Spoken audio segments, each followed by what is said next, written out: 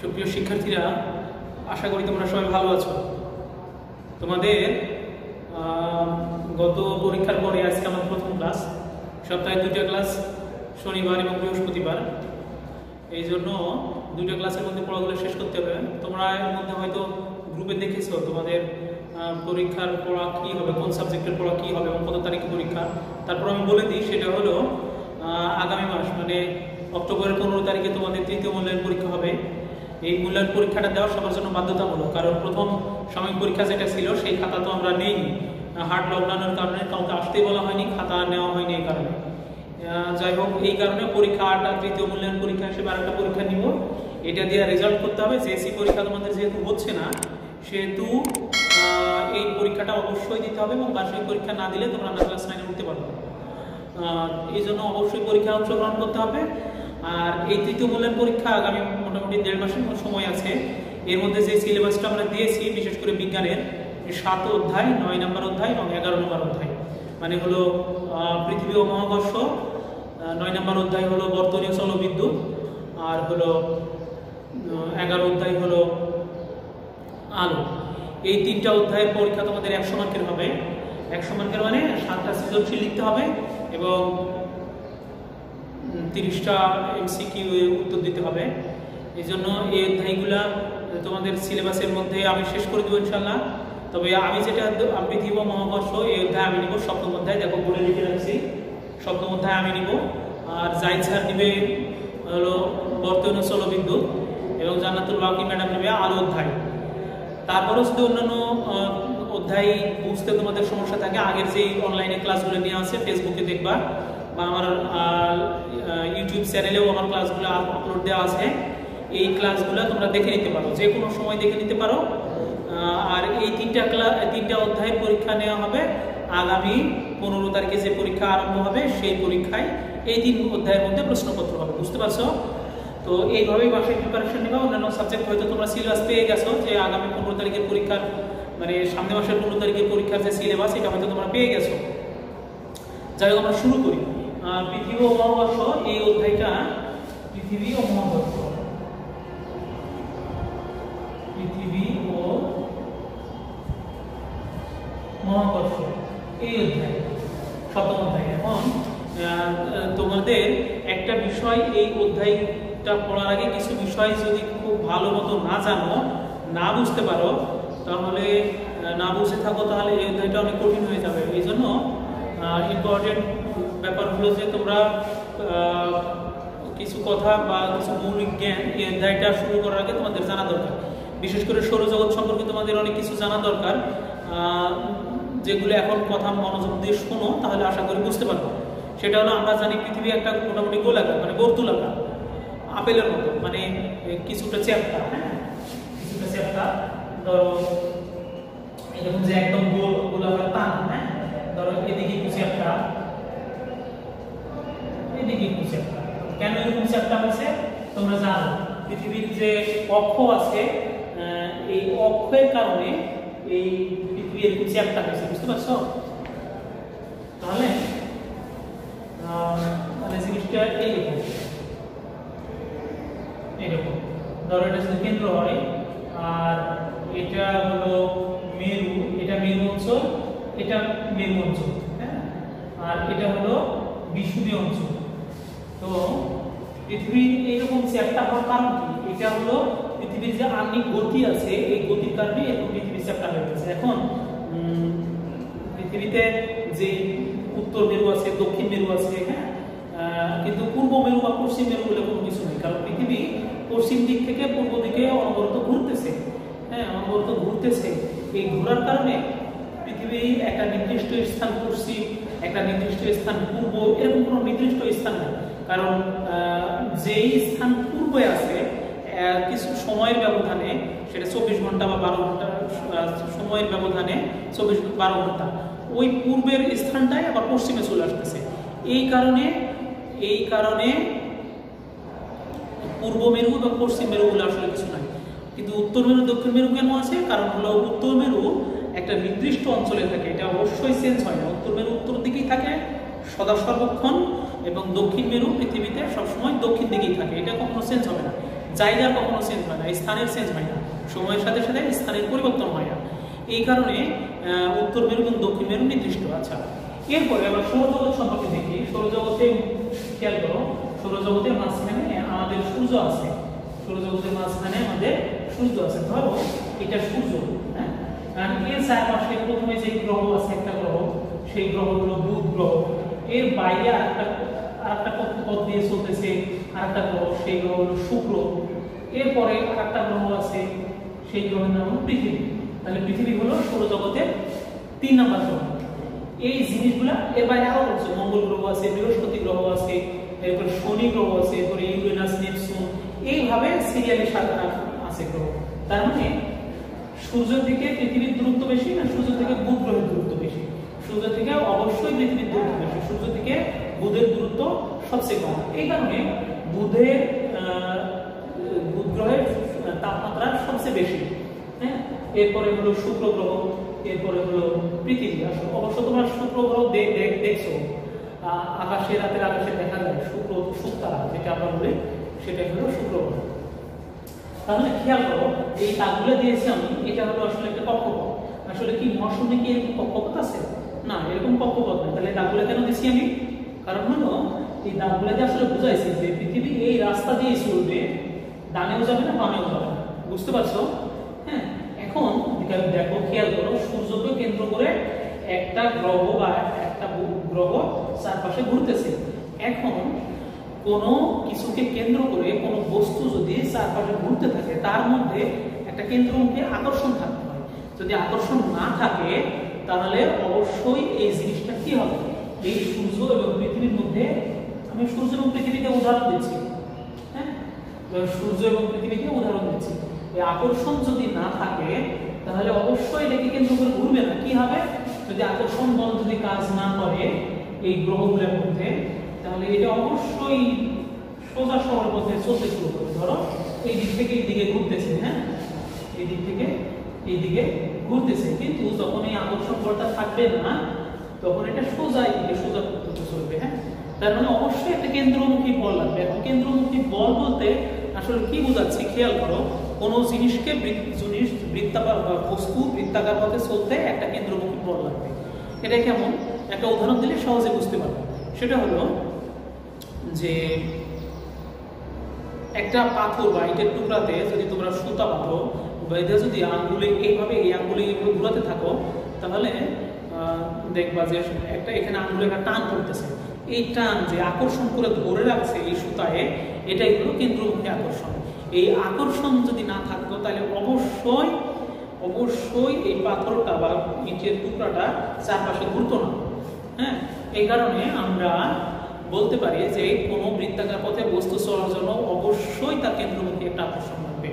এই আকর্ষণটা কি? এটা বিজ্ঞানী নিউটন বের করছে, এটার নাম হচ্ছে মহাকর্ষ।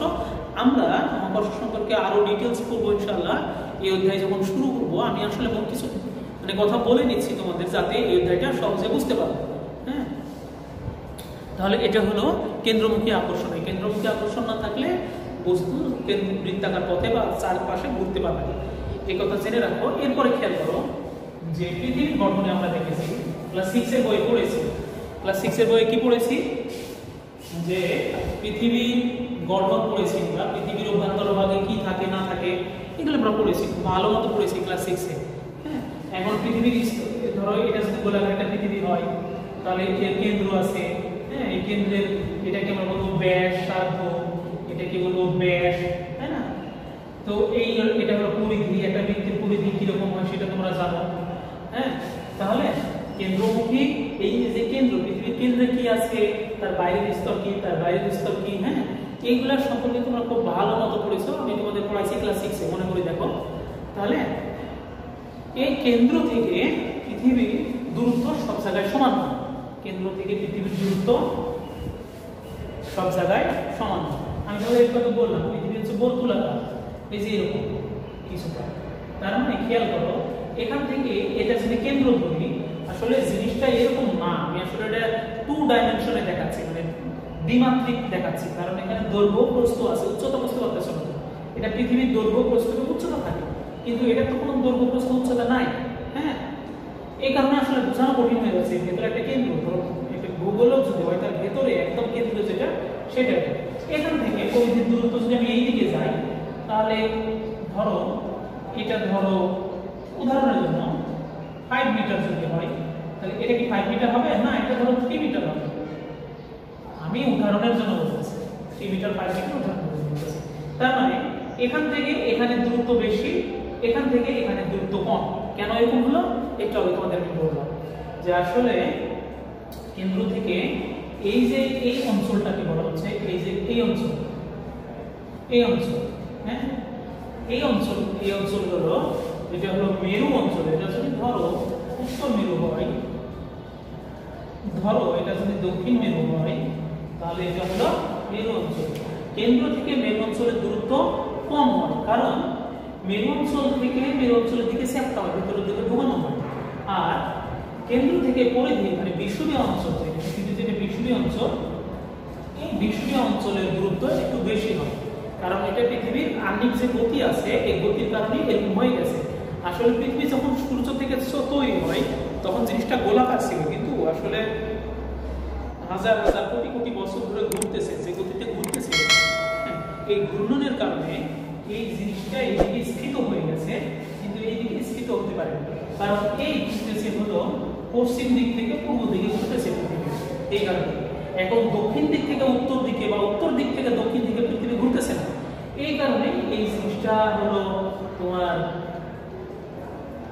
কেন্দ্র থেকে পৃথিবীর মেরু অঞ্চলের দূরত্ব আর কেন্দ্র থেকে বিষুবীয় অঞ্চলের দূরত্ব একমত না। আশা করি বুঝতে পারছো যে কেন এরকম হয়। আচ্ছা, তাহলে এতক্ষণ ধরে তোমাদের কাছে অনেক কিছু বললাম, বকবক করলাম। এই জিনিসগুলো যদি মাথায় রাখো তাহলে তোমাদের জন্য বুঝতে সহজ হবে। এই পরবর্তীতে যে পড়াগুলো আসবে সেই পড়াগুলো তোমাদের বুঝতে সহজ হবে। হ্যাঁ, এই জন্য কথাগুলো বলে দিলাম। এরপরে পড়ায় আসবো। কি পড়ায় আনবো? প্রথমে বইয়ের এটা হলো 7ম অধ্যায় পড়তেছি আমরা, পৃথিবী ও মহাকর্ষ। এই অধ্যায়ে খেয়াল করো মহাকর্ষ আছে তোমাদের প্রথমেই পড়া। এখন মহাকর্ষ আসলে জিনিসটা কি? তোমরা যদি সৌরজগতের মানে মডেলটা যদি খুব ভালো মতো দেখো বইয়ে বা ইউটিউবেও দেখতে পারো, হ্যাঁ, যে পৃথিবীর উপরে নিচে, পৃথিবীর উপরের দিক নিচের দিক বলতে আসলে কিছু নাই। হ্যাঁ, কেমন? ভাবো এটা যদি সূর্য হয় তার চারপাশে যে গ্রহগুলো ঘুরতেছে, হ্যাঁ, সমান জায়গায় ঘুরতেছে, এটা সূর্য। তার মানে এটা বুধ, এটা শুক্র, এইটা পৃথিবী। তাহলে খেয়াল করো এবং মাঝখানে যে জায়গাগুলো আছে এই জায়গাগুলো সম্পূর্ণ ফাঁকা একটা জায়গা। এখন এই পৃথিবীটা যদি বড় করে আমি ফাঁকাই, এটা পৃথিবীটা, এইখানে একটা মানুষ দাঁড়িয়ে রয়েছে। খেয়াল করো এটা যদি বাংলাদেশ হয়,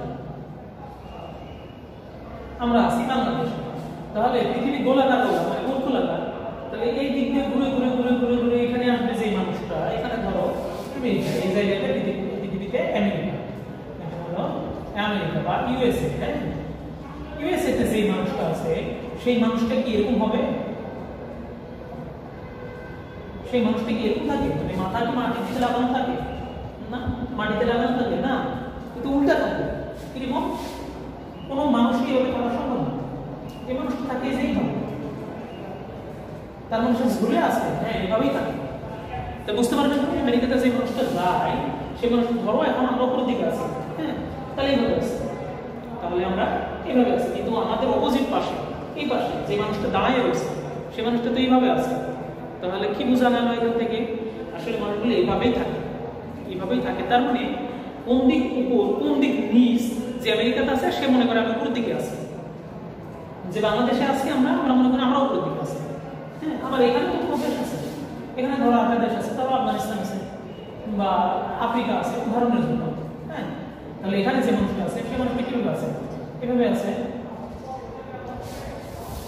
এভাবে। তাহলে এই জিনিসগুলো তোমাদের ক্লিয়ার বুঝতে হবে। হ্যাঁ, আচ্ছা, তাহলে আমরা দেখলাম যে পৃথিবীর অবস্থা মানে পৃথিবীর বিভিন্ন জায়গায় মানুষ যেভাবে থাকে সবাই মাটিতেই পালা গেছে, এই যে মাটির আবরণই, এটা মাটির আবরণ।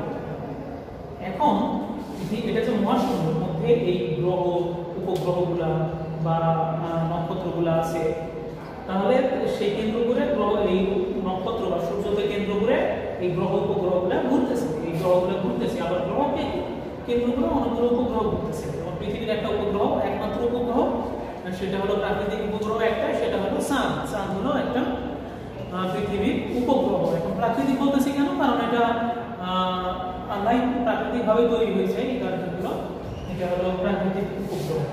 যাই হোক, এখন মহাকর্ষ জিনিসটা কি সেটা বোঝার চেষ্টা করো। মহাকর্ষ হলো, তোমাদের আমি একটু আগে বললাম যে এই জিনিসটার সাথে, পৃথিবীর সাথে যদি সূর্যের কোনো টান না থাকতো, যদি কোনো টান না থাকতো, আকর্ষণ, টান বলতে আমি আকর্ষণ বলতেছি, আকর্ষণ যদি না থাকতো তাহলে সেই কিন্তু ঘুরতো না।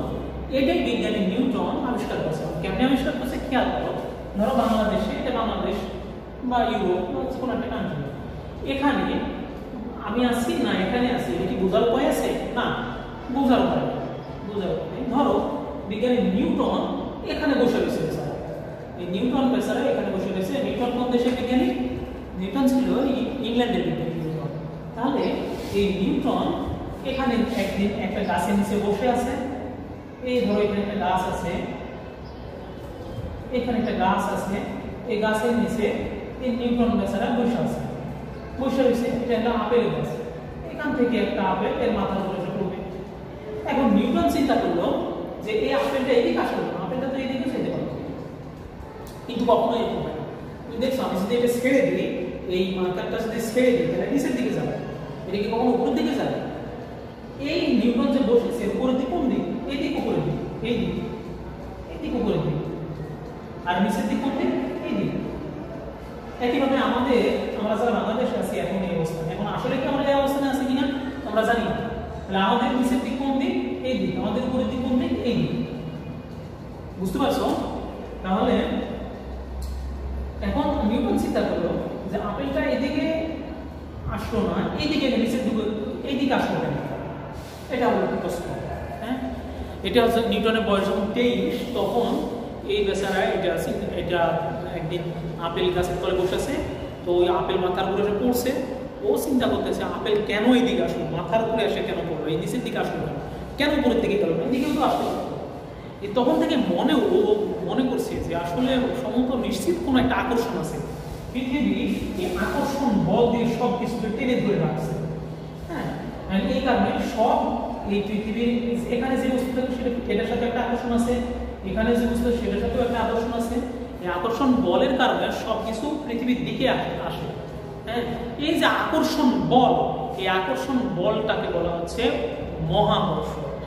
যে কোনো মহাবিশ্বের যে কোনো বস্তু, মহাবিশ্ব বলতে কি বোঝাচ্ছে? পৃথিবী হতে পারে, চাঁদ হতে পারে, এরপরে হলো অন্যান্য বুধ গ্রহ, শুক্র গ্রহ, ইউরেনাস, নেপচুন, এই গ্রহগুলো হতে পারে, শনি, বৃহস্পতি, যত গ্রহ আছে সেই একটার সাথে আরেকটার যে আকর্ষণ। এখন আমি এখানে সূর্যের সাথে পৃথিবীর আকর্ষণ দেখাবো। এখন সূর্যের সাথে কি এই যে শুক্র গ্রহের কোনো আকর্ষণ নাই? অবশ্যই আছে। এই বুধের সাথে কি আছে না আকর্ষণ? অবশ্যই আছে। আচ্ছা, এই যে শুক্র গ্রহের সাথে কি পৃথিবীর কোনো আকর্ষণ নাই? অবশ্যই আকর্ষণ আছে। এই যে পৃথিবীতে যত, এই পৃথিবী বলতে মহাবিশ্বে যত বস্তু আছে, সেটা ছোট হোক, 1 কেজি ভরের হোক, 1 কেজি হোক, 1 গ্রামের হোক, প্রত্যেকটা বস্তু একে অপরকে আকর্ষণ করতেছে। এই আকর্ষণ জিনিসটাই হলো মহাকর্ষ। তাহলে এখানে তোমাদের বইয়ে একটা সংজ্ঞা দেওয়া আছে। হ্যাঁ, দ্বিতীয় প্যারায় এই সংজ্ঞাটা দেওয়া আছে, প্রথম প্যারাতে শেষের দিকে। শুধু পৃথিবী কেন, সব কিছুই আমাদের আকর্ষণ করে। আসলে এই মহাবিশ্বের প্রতিটি বস্তু কোণায় একে অপরের দিকে আকর্ষণ করে। এতক্ষণ ধরে আমি তোমাদের এটাই বললাম। এখন মহাবিশ্বের প্রতিটি বস্তু কণা, সেটা ছোট হোক, বড় হোক, বড় বলতে কত বড় হতে পারে? এটা যে কোনো সাইজ, যেমন পৃথিবী একটা বস্তু হতে পারে, আবার এই যে এটাও একটা বস্তু হতে পারে। এই প্রত্যেকটা বস্তু একে অপরকে আকর্ষণ করতেছে। এই আকর্ষণ বলটাই হলো মহাকর্ষ। তো আশা করি মহাকর্ষ জিনিসটা তোমরা ক্লিয়ার হয়েছো। এবং এই মহাকর্ষ তাহলে আগামী ক্লাসের মধ্যে মহাকর্ষ জিনিসটা ভালো মতো রিডিং করবা, এই অধ্যায়টা পুরোটাই রিডিং করে ফেলবা। আজকে তোমাদের এখানেই শেষ করব। আগামী ক্লাসে এই বিজ্ঞানী নিউটন এই বেচারা এই আকর্ষণ বল বা মহাকর্ষ নিয়ে আরো কি বলছে, আকর্ষণ বল কিভাবে পরিবর্তন হয় সেটা বলছে। হ্যাঁ, এই মহাকর্ষের সূত্র দিছে এটার উপর বেসিস করে। এই সূত্রে যেগুলো বলা আছে যে কিভাবে আকর্ষণ বল কমে, কখন আকর্ষণ বল বেশি, কখন আকর্ষণ বল কম হয়, সেই জিনিসগুলো আমরা আগামী ক্লাসে পড়বো ইনশাল্লাহ। তো সে পর্যন্ত সবাই ভালো থাকো। তো সবাইকে আবারও আগামী ক্লাসের অগ্রিম শুভেচ্ছা জানিয়ে আজকের মতো এখানে শেষ করছি।